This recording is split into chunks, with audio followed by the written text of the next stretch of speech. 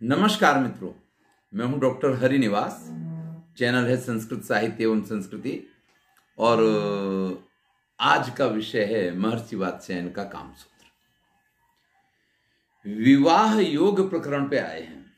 देखिए, कामसूत्र स्त्री पुरुष के संबंधों को लेके उनकी संभोग की जो व्यवस्था है उसके लिए लिखा गया ग्रंथ है, लेकिन संभोग का मूल आधार जो है वो वास्तव में विवाह को ही कामसूत्रकार मानते हैं।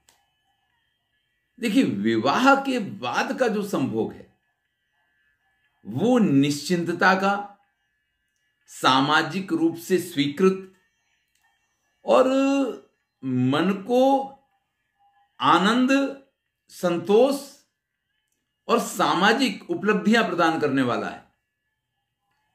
इसलिए इतनी चर्चा के बाद विवाह योग की अगर चर्चा ना की जाए तो ये बड़ा ही अन्याय हो जाता। महर्षि वात्स्यायन ने 5वें अध्याय में विवाह योग प्रकरण प्रस्तुत किया है। प्राचुर्येण कन्याया विविक्त दर्शनस्य लाभे धात्रे काम प्रियहिताभ्याम उपगृह्योपसर्पयेत। अब अगर वर्ण व्यवस्था बन गई है, यानी कन्या ने वर का वर्ण कर लिया, वर ने कन्या का वर्ण कर लिया, दोनों ने एक दूसरे को पसंद कर लिया, घर परिवार वाले सब राजी हैं, तो आपको पता है कि जिसको आज की तारीख में अरेंज मैरिज कहते हैं वो बड़ी सरलता से हो जाया करती है। या मान लीजिए आपने नहीं किसी को पसंद किया, आपको किसी ने पसंद नहीं किया, लेकिन घर परिवार वालों ने सारी व्यवस्थाएं बना दी हैं, तो जिसको आप अरेंज मैरिज कहते हैं वो तो हो जाता है।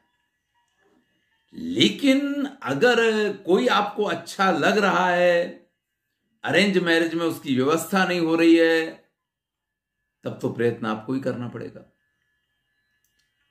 इससे पहले अगर आपका विवाह नहीं हो रहा है तो आपको क्या प्रयत्न करने वो बता दिया गया।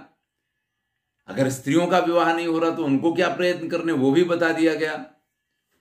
लेकिन अधिकांशतः विवाह के लिए जो पहल है वो पुरुष ही करते हैं, प्रयत्न भी अधिकांशतः पुरुष करते हैं।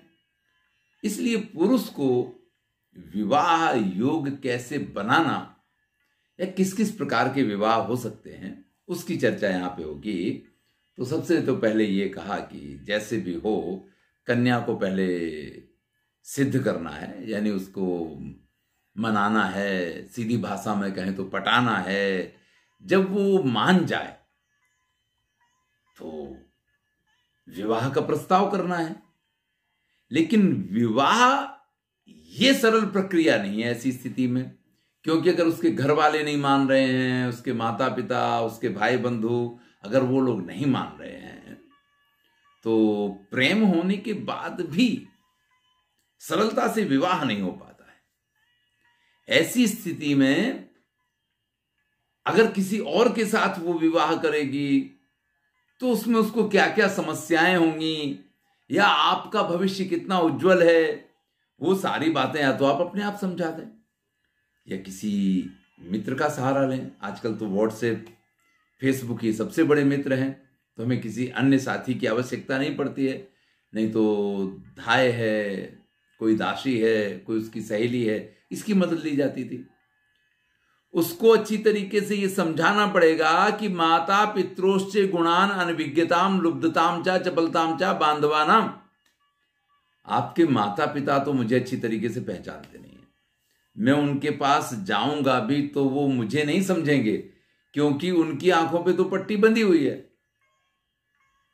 अगर आप अन्य जाति से हैं तो आपको जाति की बात करनी है, अगर आप धन से गरीब हैं तो आपको उसकी बात करनी कि उनके ऊपर तो उनकी लुब्धता और उनकी चपलता या उनके ऊपर बंधु बांधवों का जो दबाव है, इन सब चीजों की चर्चा करके आपको कन्या को अपना निर्णय स्वयं लेना है, वो माता पिता के निर्णय पर बाध्य ना रहे, ये समझाना पड़ता है ऐसी स्थिति में।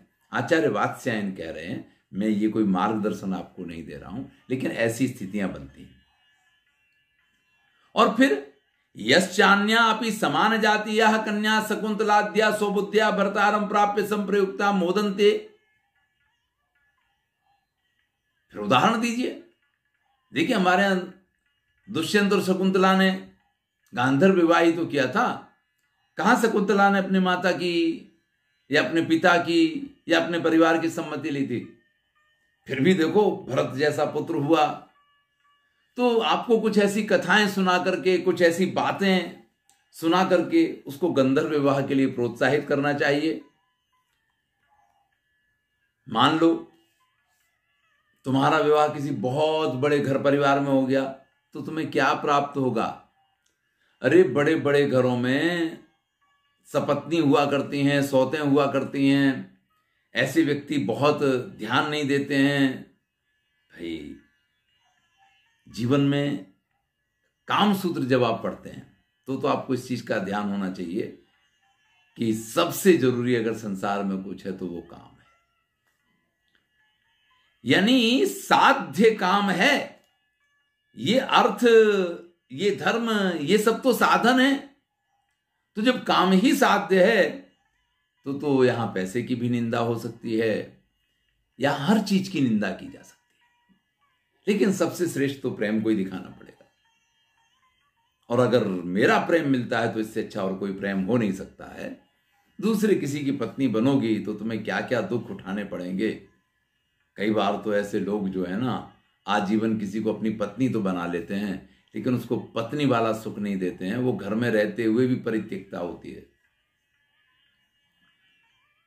और अगर कोई दासी है तो उसको चाहिए कि आपकी प्रशंसा करे। जब वो आपके लिए उसको बनाने गई है तो और थोड़ा सरल हो जाता है। अपने मुंह से अपनी प्रशंसा करना थोड़ा कठिन होता है, लेकिन उसकी कोई सहेली हो, वो अगर आपकी प्रशंसा करे, उसका कोई जानने वाला अगर आपकी प्रशंसा करे, तो ये थोड़ा सरल हो जाता है, इसकी असर ज्यादा हुआ करती है।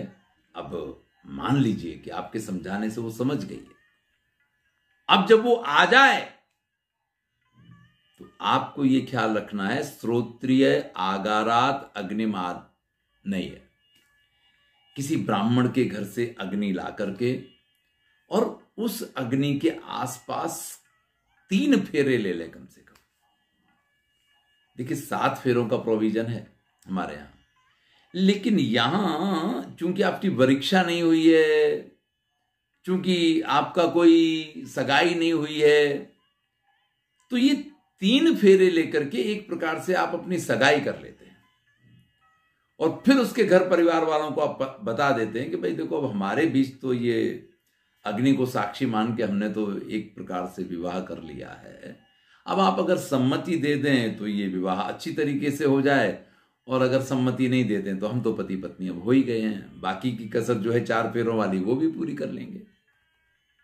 कई बार ये भी संभव है कि दूषयित्वा चैनाम शनै स्वजने प्रकाशयेत्। अगर आपको लग रहा है कि कभी ऐसा भी हो सकता है कि आज जो मान गई है कन्या, कल उसके घर वाले जोड़ दें और वो आपको छोड़ दे, तो ऐसी स्थिति में उस कन्या के साथ पहले संबंध बनाए जा सकते हैं। और संबंध बनाने के बाद घर वालों को यह बता दिया जाए कि अब तो देखो, हमारा विवाह भी हो गया और अब तो हमारे बीच सब कुछ जो हम पति पत्नी की तरीके से ही है, अब तो आपको खाली उसको स्वीकृति देनी है। तो ये भी एक संभावना इसमें रहती है। लेकिन इतना याद रहे कि अग्नि को साक्षी मान करके कम से कम 3 फेरे अवश्य लिए जाने चाहिए। इसका उल्लेख यहां पे किया गया। ये 3 फेरे किस स्थिति की बात है कि जब आपको ये पता है कि घर वाले मान जाएंगे और बाकी के 4 फेरे हम उनकी उपस्थिति में नहीं। लेकिन अगर ये पता है कि घर वाले नहीं मानेंगे तो फिर अग्नि को साक्षी मान करके आपको संपूर्ण रूप से विवाह कर लेना चाहिए और उसके बाद घर वालों को बता देना चाहिए। जब पति पत्नी तो मिल गए, वो तो साथ में रहने लग गए, अब आपको अपने गुणों से उसके घर वालों को भी प्रभावित करना है। इसके लिए सबसे पहले उसकी माता से मिला जा सकता है, उसके भाई से मिला जा सकता है, क्योंकि इनको समझाना, इनको मनाना, अगर बहन है तो बहन से मिला जा सकता है। ये एक थोड़ी सरल प्रक्रिया होती है और फिर आप अपना अच्छे स्वभाव से उनको प्रभावित करें। देखिए, विवाह सिर्फ स्त्री पुरुष के बीच का संबंध नहीं है। अगर स्त्री का मायका उसके साथ नहीं है, यानी आपकी ससुराल अगर आपको उपलब्ध नहीं है, तो फिर जीवन में सिर्फ पत्नी से सुख नहीं होता है।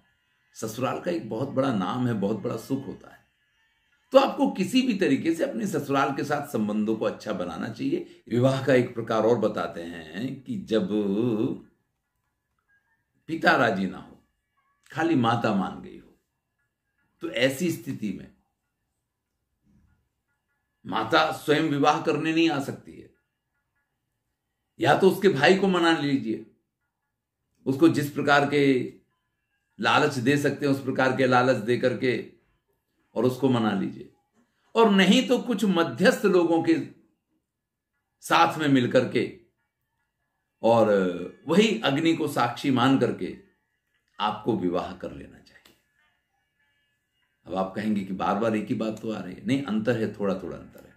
सबसे पहली बात यह थी कि अगर व्यक्ति को कोई अच्छा लग गया है, उसने उसको समझा लिया है और वो मान गया है सामने का पात्र, लेकिन घर वाले नहीं मान रहे हैं, तो उसको ये समझाना था कि घर वालों को ना माने तो उनके पीछे मत पड़ो, हमें आगे बढ़ जाना चाहिए। और इस प्रकार से उसको समझा के और किसी प्रकार से प्रयत्न करके और अग्नि की साक्षी में उसके साथ 3 फेरे लेकर के फिर घर वालों को बता करके और फिर उसके साथ विवाह विधि पूर्वक करना चाहिए।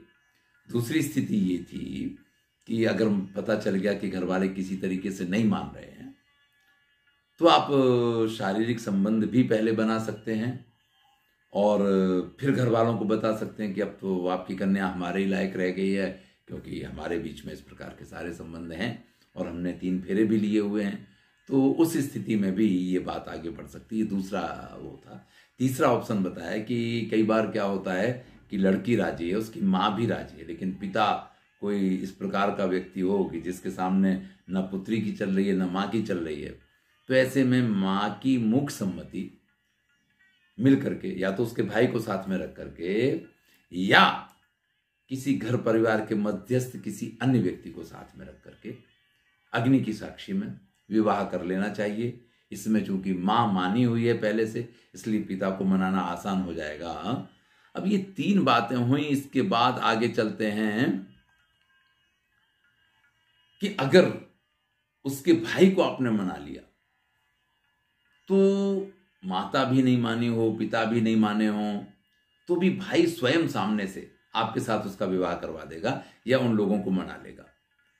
प्रायेण ही युवान, एक बहुत सुंदर बात कही है कि प्रायः करके जो नवयुवान लोग होते हैं, समान शील व्यसन वयसाम वयस्यानाम अर्थे जीवितम अपि त्यजन्ति, कि भाई जो नवयुवान होते हैं ना, अगर एक बार उनकी अच्छी मित्रता हो जाए तो समान शील वाले, समान व्यसन वाले, समान उम्र वाले, ऐसे अपने मित्रों के लिए वो अपने प्राण भी देने को तैयार हो जाते हैं। तो ऐसे में अपनी बहन के साथ विवाह करवा दें, ये बड़ा सरल है। यानी बहन के साथ विवाह करना है तो उसके भाई को अगर अच्छी तरीके से अपने वश में कर लिया जाए तो ये एक सरल प्रक्रिया बन सकती है। अब कुछ ऐसी स्थितियां बताते हैं कि कोई स्त्री आपको बहुत अच्छी लग गई है, लेकिन आपको पता है कि वो आपके वश में नहीं होने वाली है, घर वाले भी उसके नहीं मानने वाले हैं, तो उसकी सखी या किसी के माध्यम से उसको एकांत में बुला लिया और फिर उसके साथ आपने शारीरिक संबंध बना लिए, चाहे उसको बेहोश करके बना लिए, नशे में करके बना लिए। और ऐसी करके भी लोग विवाह किया करते हैं जिसको पिशाच विवाह कहा गया है, क्योंकि ये करणीय नहीं है। जब तक सम्मति ना हो तब तक स्त्री के साथ संबंध नहीं होना चाहिए, ये स्पष्ट है।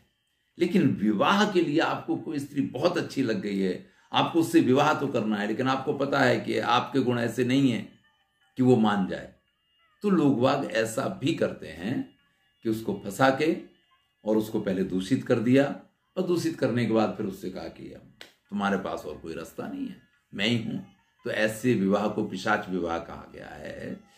ऐसे ही किसी को जबरदस्ती उठा ले जाना, उसका अपहरण करना और फिर उसके साथ विवाह कर लेना, इसको राक्षस विवाह कहा गया है।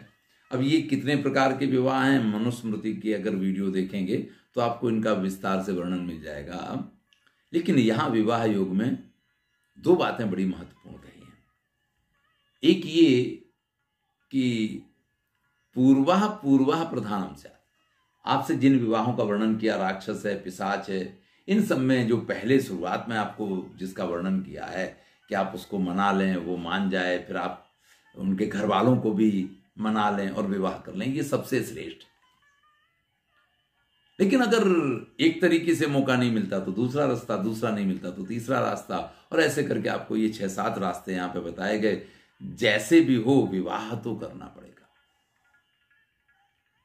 एक तो महत्वपूर्ण बात यह कि जीवन बिना विवाह के नहीं चल सकता है और संबंध बिना विवाह के लंबे नहीं टिका करते हैं। दूसरी बात जो महत्वपूर्ण है वो है कि व्यूढ़ा नाम ही विवाह नाम अनुरागा फलम युता मध्यमोपी ही सद्योगो गांधर्वस्तेन पूजिता। भैया, विवाह का एकमात्र जो उद्देश्य है वो अनुराग है, प्रेम है। भाई, दो लोगों के बीच में जो विवाह है उसकी फलश्रुति, उसकी परिणति क्या है? तो बोले उनका प्रेम है। और गांधर्व विवाह तभी संभव होता है, प्रेम विवाह तभी संभव होता है जब दो लोगों के बीच में प्रेम हो।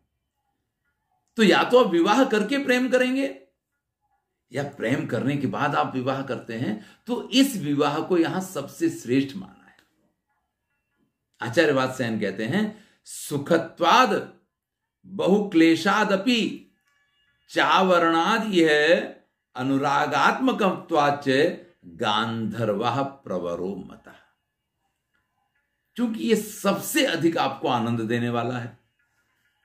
अब किस किस प्रकार से कितने पापड़ आपने बेले, कैसे कैसे आपको फील्डिंग भरनी पड़ी, और फिर किस प्रकार से आप लोगों के विवाह हुए, ये किस्से जो हैं, लैला मजनू से भी आपके किस्से जो हैं वो श्रेष्ठ रहे हैं, या आप मान लीजिए उससे भी ज्यादा आपने परेशानियां उठाई हैं। कई बार थोड़े प्रयत्न के बाद भी ये हो जाता है, कई बार बड़े पापड़ बेलने पड़ते तब ये होता है। लेकिन जब भी ये विवाह होता है बड़ा ही आनंददायक, सुखदायक। और सबसे बड़ी बात यह है कि एक लड़का देखना है लड़की को और वो पसंद करके नहीं गया, वो ना कह के गया, दूसरा आया उसने ये किया, लड़की ने ये किया, ऐसे थाली लेके आओ, ऐसे चाय लेके आओ, कोई सिरदर्दी ही नहीं है। इसके साथ साथ बारात जाएगी, फूफा रूठ गए, बुआ घर पे गुस्सा हो गई, उनने ये कर दिया, उनने वो कर दिया, वो भी कोई झंझट नहीं। इसलिए जहां ना तो अधिक प्रपंच है और जहां पे ना ही कोई ज्यादा समस्याएं हैं, बस थोड़ी मेहनत करनी पड़ती है, इसलिए इस विवाह को आचार्य वात्स्यायन सबसे श्रेष्ठ मानते हैं। लिखते हैं गांधर्वा यानी गांधर्व विवाह प्रवरो मता, प्र यानी प्रकृष्टेन, वरा यानी श्रेष्ठा, जो अत्यधिक श्रेष्ठ जिसको माना जाए, ऐसा उन्होंने माना है। तो धन्यवाद। मैं ऐसी कोई सलाह तो नहीं देता हूं कि आपको गांधर्व विवाह ही करना चाहिए, लेकिन आचार्य वात्स्यायन ने जो कहा उसको प्रस्तुत किया है। हां, विवाह में प्रेम होना चाहिए, तभी वो विवाह सार्थक या श्रेष्ठ माना जा सकता है। ये बात यहां स्पष्ट होती है। धन्यवाद। मैं हूं डॉक्टर हरिनिवास।